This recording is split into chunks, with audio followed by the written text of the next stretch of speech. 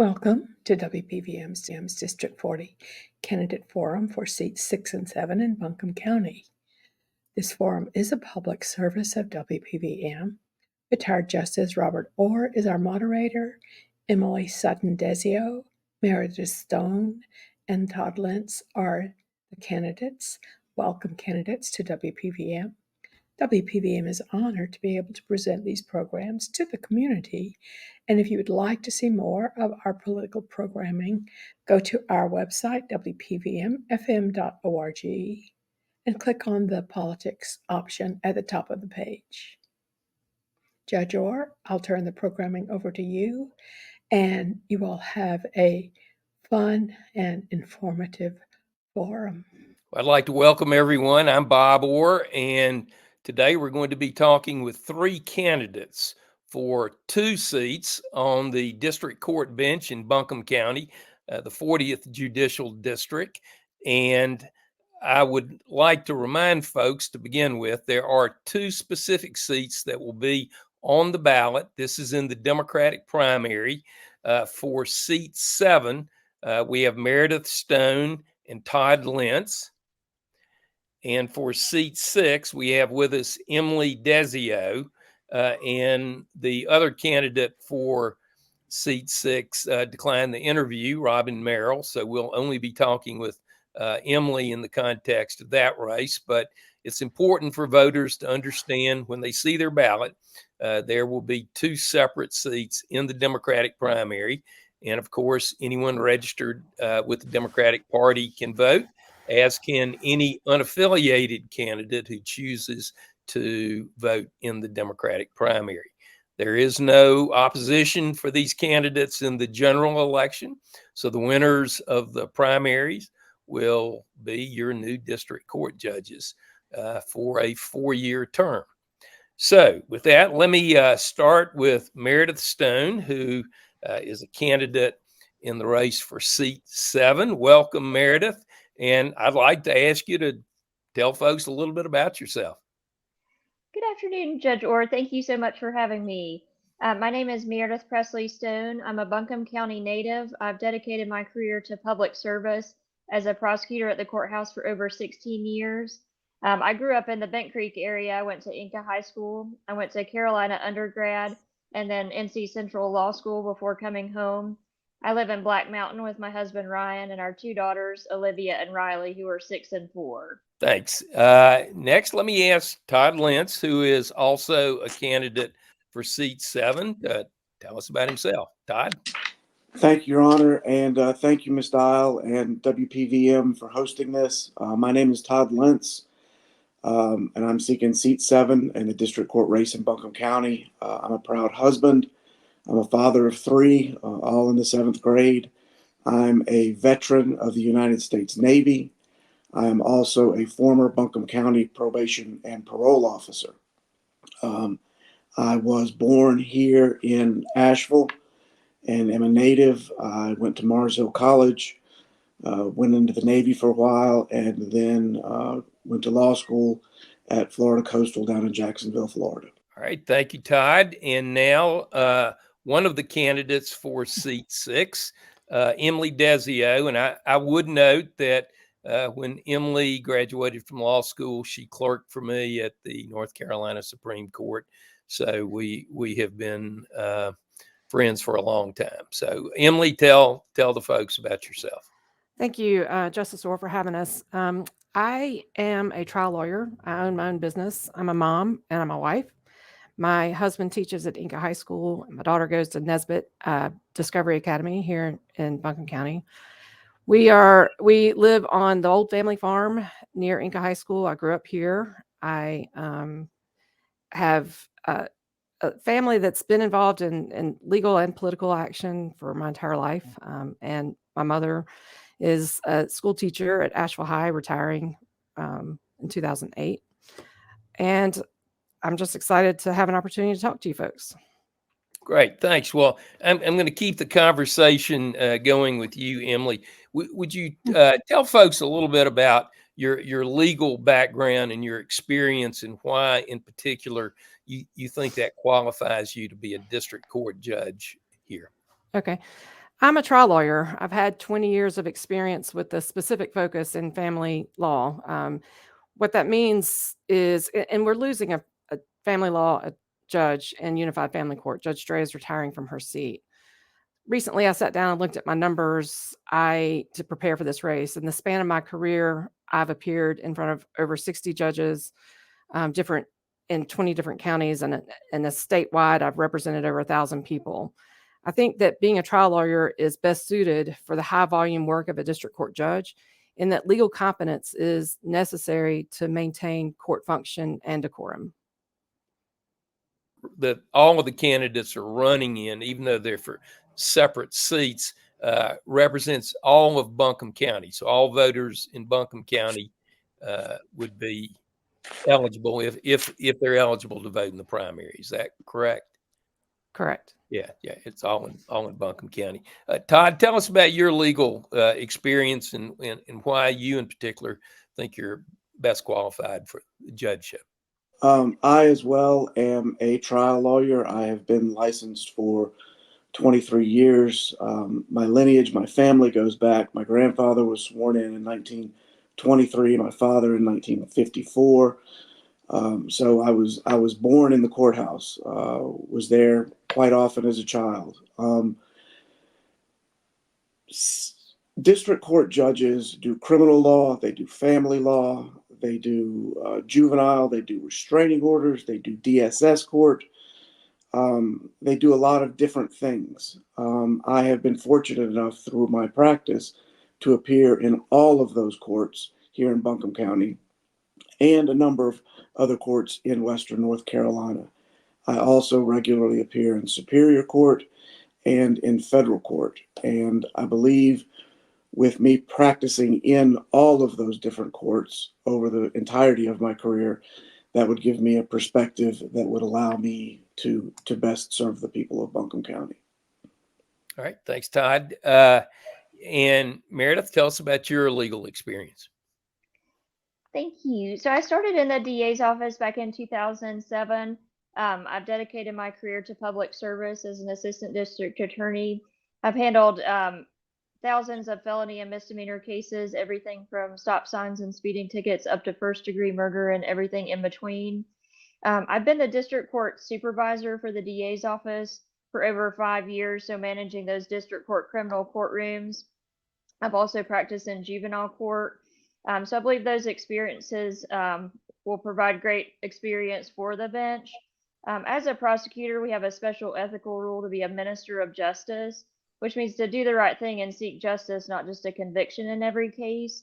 So I've also been involved in a lot of really important programs, such as our diversion programs and treatment courts, which provide treatment alternatives to convictions.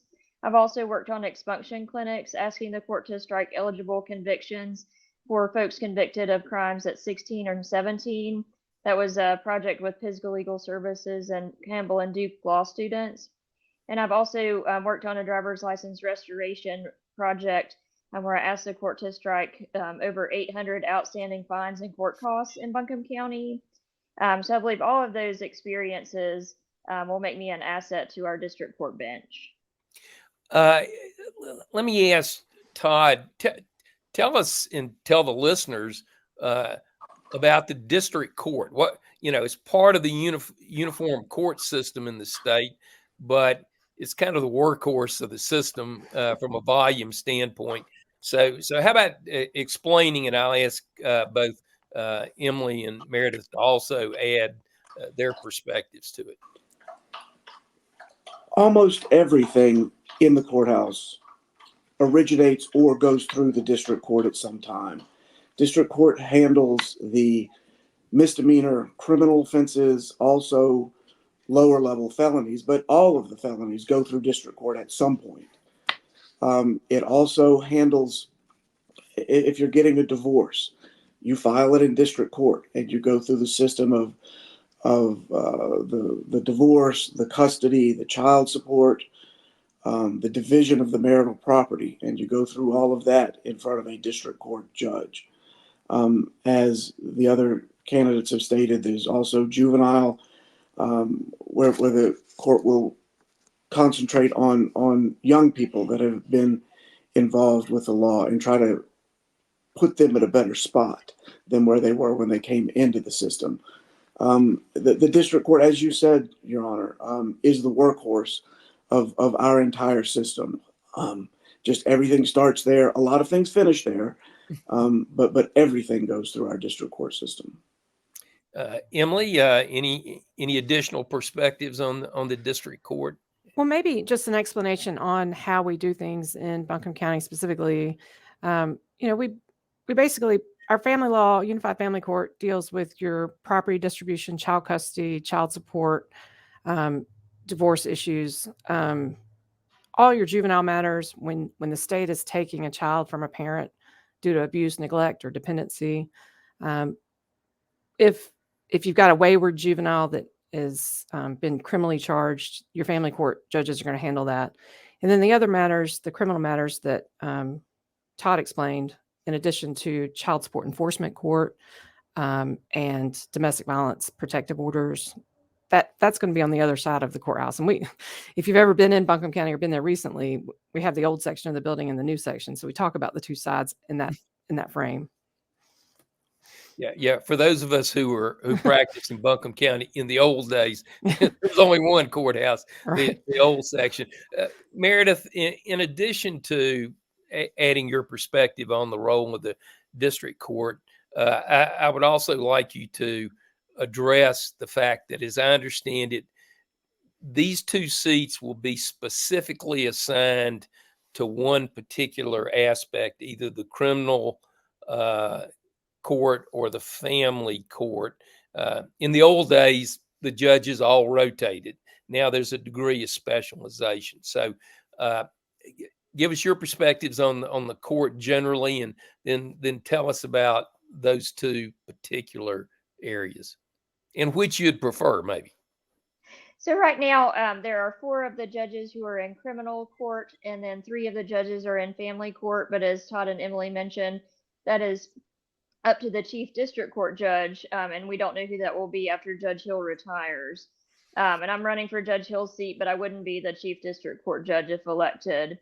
As a prosecutor, I may go to family court for 6 months. That's sometimes been the case for other judges who have started out who've been prosecutors.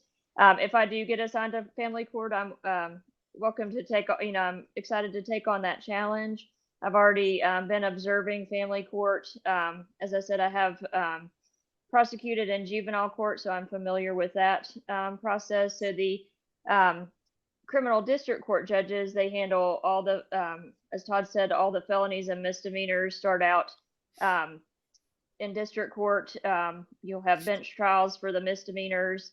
And the felonies, you'll have the bond hearings. You can have probable cause hearings before they go up to Superior Court, as well as pleas on H's and I felonies.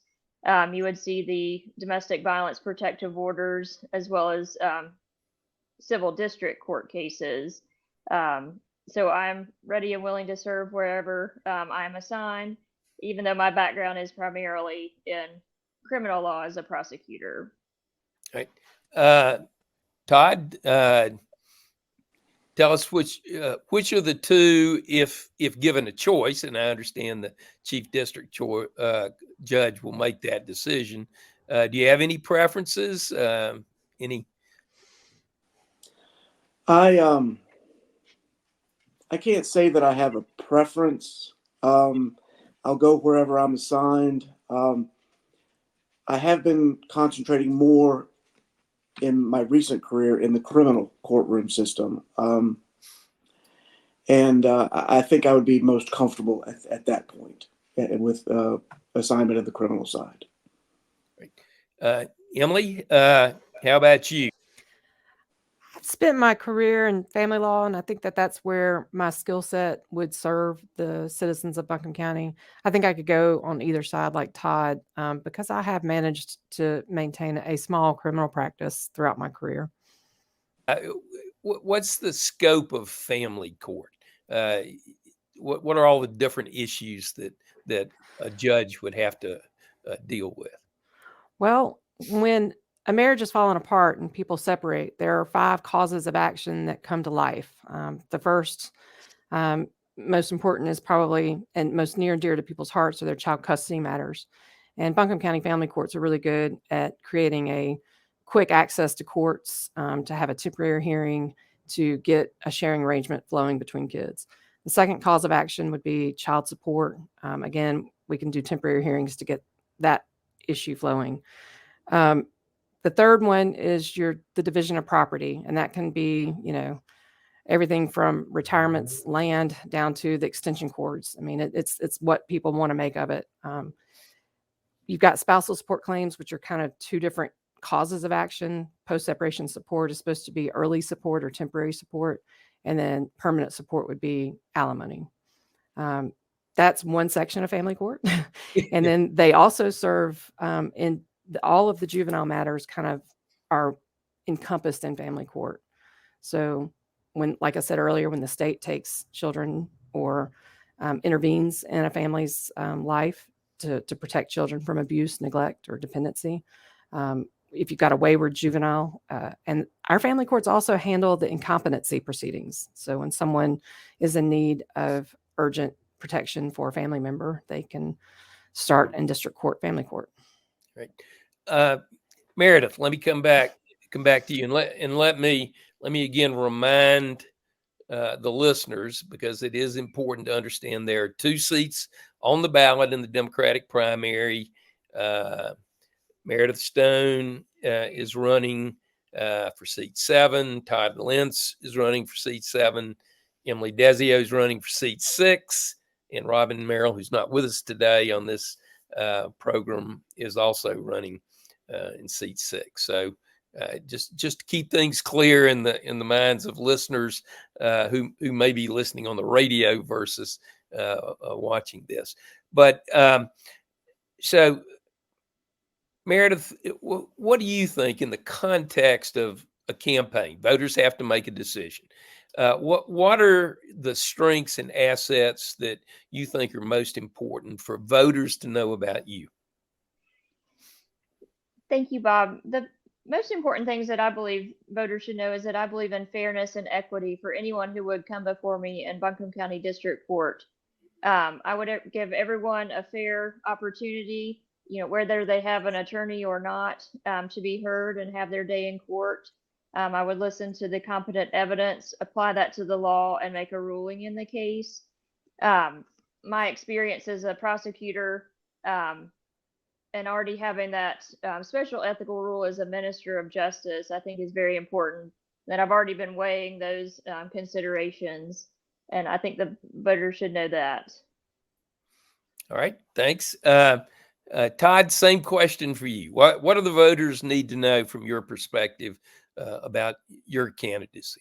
A difficult thing for the voter in an election for a judge is that it's very different than an election for a counselor or a senator or a governor or commissioner, in that the questions that we're presented with can't be political. They can't be seeking opinions and things like that, trying to see which way we would lean on things. And what I would say to the voters in reference to me is that I would make you 2 promises.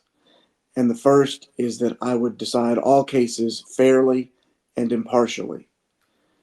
And the second is that regardless of my own personal views, and regardless of the views of any of the voters, I would decide the case. I would follow the law that is laid down. All right, thank you. And now, Emily Dezio, what do you think voters need to know about you? So honestly, being a trial lawyer in district court means I've studied conflict for the span of my career for 20 years. I have a thorough understanding of the legal paths or resolutions. I have solutions for those conflicts.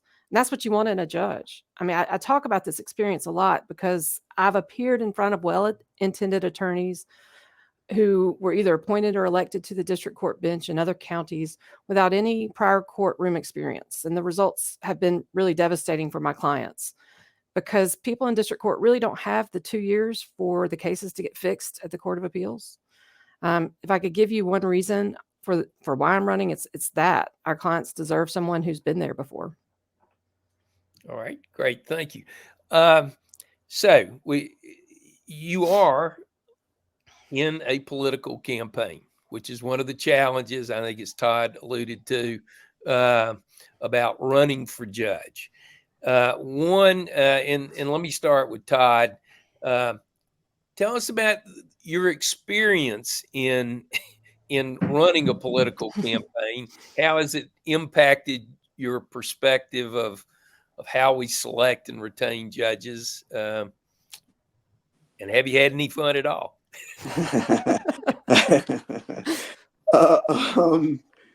I've enjoyed getting out and meeting new people. I've come into a lot of different people have come into my lives. I've met a lot of people with the political organization that I was not very actively involved with prior. And it's opened my eyes to that. Personally, I do not enjoy the campaigning aspect of this. I have a wife, I have 3 children, and it takes a lot of time from everyone. Every single night there's something new. This coming Saturday, I think there's 8 or 10 events scheduled just this coming Saturday. You've got to go out and put up signs. You've got to, what is very not me is I am a helper. I am a problem solver. And it is very difficult for me to contact somebody and say, hey, vote for me. Hey, help me. Hey, help me finance this. And that, I do not like that aspect of this at all. Yeah. Emily, you had said you and your family have been involved in politics over the years. How has the campaign experience been for you? I have spent my life running and helping other people's campaigns. It is not the same to run for political office. I mean, I can remember being, 6 years old and sitting in the Holiday Inn doing phone banking, calling people saying, my mom will come give you a ride to the poll. And, worked in campaigning and political life my whole life, but doing it on my own, like Todd said, it's been hard on my family. It's been hard on Tony and Etta. I have 9 goats. They decided to kid this, in the middle of it. One wasn't nursing well, so we were bottle feeding in the middle of the night. These are the things that I enjoy and spend my time doing. Like Todd said, running around trying to figure out if this mailer or if this text is the appropriate thing to do, what events are, necessary to go to, and going to them, spending that time. It's been really, really hard. And I think it's unnatural for judicial candidates to be politicians because of the things we talked about earlier. You can't, your political speech is so tampered. Yeah, I think we could probably spend an entire program talking about the challenges of judges having to run for office and the difficulties once you're elected. You'd like to think that those problems go away, those potential conflicts go away, but once you're elected, unfortunately, people who have campaigned for you have a certain expectation, which puts an undue amount of pressure on you. Meredith, let me go back to you and ask, what do you see as challenges or problems in the district court system, and maybe even the judicial system as a whole, that as a judge you would like to help address or be involved in solving? Not necessarily a problem, but just the volume of cases, and I think we can all work together. And I think it does take a whole team approach to work together in addressing the volume of cases, especially with folks in custody and processing those cases efficiently. I've worked on the jail review team with our office and other agencies, looking at folks who are in custody and getting those cases pled quicker. So that's one thing that I feel is very important. I also work on the case processing work group, working at efficiently processing cases. So I think those are really important things. Okay, we didn't have your picture there. We had the audio, Meredith. Oh, I apologize. That's no problem. We just I don't want folks think that you're in the dark. There we go. But that's Sorry about that. no problem. Okay. So Todd, what do you see system wide? What are the problems that you perceive? I agree with Meredith. It's overcrowded. There's just an awful lot of cases there, both in family court and in all of the courts and in criminal court. I would say this: I work with Meredith every day. She is great to work with. It's great that our defense bar and our district attorney's office, for the most part, work very well together to try to get the people through the system. Things, as was stated, should happen a little bit faster. I know in the family court system, things can run a little bit slow and take a little more time to develop than they should. You've got an issue that you cite into the court, and then by the time you get there, that issue may have resolved, and you've got a whole nother issue, and you have to adjust for that. The criminal courts, again, are overcrowded, and I will say this, I probably continue cases more often than I should. And if I were elected, I would try to limit the being able to push cases out and push them further and further instead of dealing with them on the day that they're called. Emily, your perspectives on problems in the system. This may seem really nuanced, and it is very specific to Unified Family Court. But we designed the rules for our family court in 2004, and one of the rules says you get a temporary hearing to get quick sharing of children, to divide your finances. It's intended to give quick access to the courts. But we began using temporary hearings to solve a lot of problems. And by doing so, we're never really getting to permanency. Or when you are, it's years later and you've had 3 or 4 temporary hearings and like what I call shotgun hearings. I think that has actually increased litigation for my clients. And and the other part of that is if you start a trial in, equitable distribution, I have one day that I started in September, I got another day in November, and we're returning next week to finish the trial. That's no way to try a case. It's really difficult. And so I think that if we were kind of tightening up some of the use of temporary hearings in family court, then we could finish some cases and not keep people in their corners. So let me follow up on that, and I'll give each of you a chance to respond. Is it a lack of resources? Do we need more district court judges than have been allocated by the General Assembly? Do we need better technology? What are the things that make for a better court system for the state? And Emily, I'll go to you, Todd, and Meredith. I mean, I appreciate the softball there. I think that absolutely more judges and would create more space for some of these problems to be resolved. The issue I talked about, I really think that it could be managed from just the district court saying no to lawyers asking for temporary hearings when they've already had 1 or 2. And I've like Todd said, I've been a lawyer that says, hey, I need a hearing to resolve an exchange location or a hearing to resolve Christmas. And when you do that, you tie up the courts from getting some of the harder work done. Todd? Resources. I think obviously I think Buncombe County could well keep another judge busy. I do know that we are switching to the e-court system. I know everybody's scared of it. I think it's set up to try to make things easier, and I hope that it does. And I look forward to try to learning that system and seeing if everything will work better in that manner. Just more resources. It's the same with everything. Yeah. Meredith, and we do need your picture back on, or preferably we would like your picture back on if we can. I can see myself. Can you see me now? No, we cannot. There we go. And now we have. All right. So, well, I'll give you the 2 hot potatoes. Do we need more district attorneys, assistant district attorneys, and secondly, explain e-filing, because I dare say the voters aren't familiar with that concept and all the issues that have arisen around it.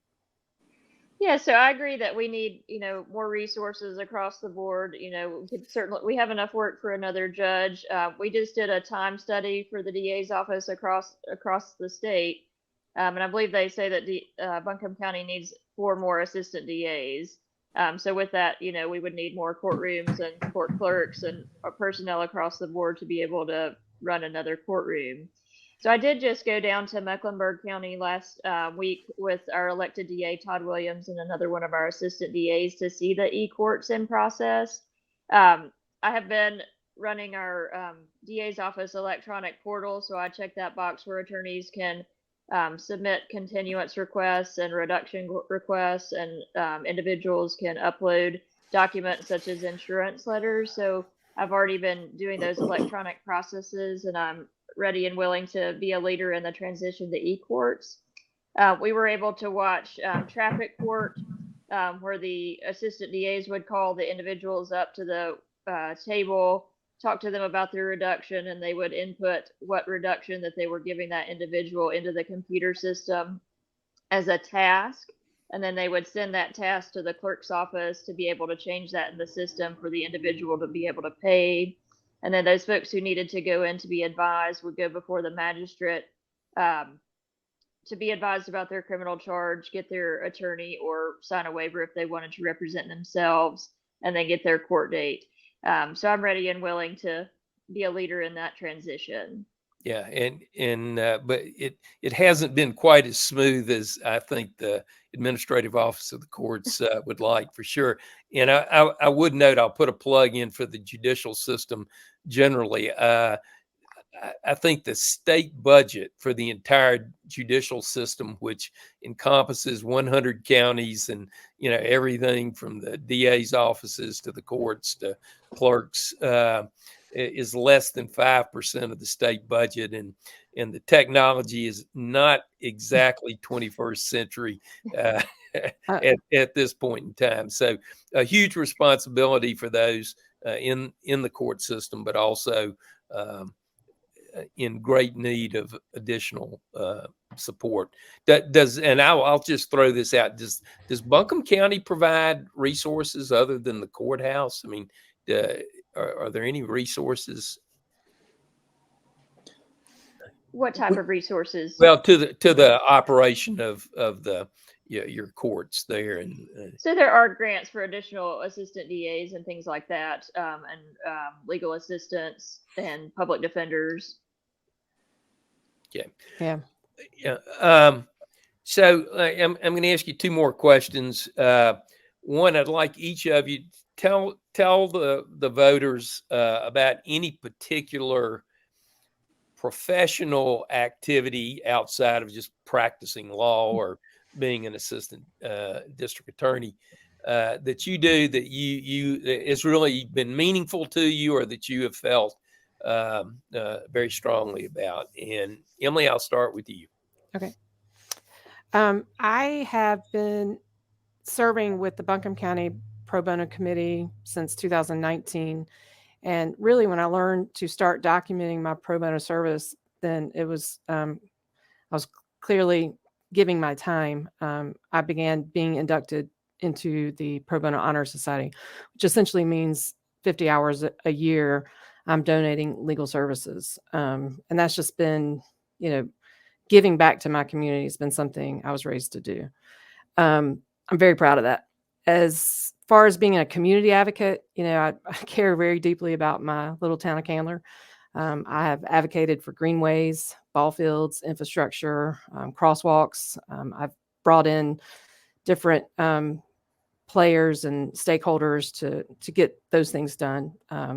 Because my daughter's in school, I'm paying attention. There's not a school she's been in that I haven't volunteered in some way, whether it was sit team or being on the advisory board at Inca Middle. So it's just, I've always given back. So thank you for asking that question.